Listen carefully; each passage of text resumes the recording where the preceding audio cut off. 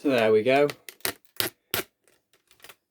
Give you a better view of it there. So that is how to do some repair work on a Turbopower 2 made by Hoover from 1994 through till 2003.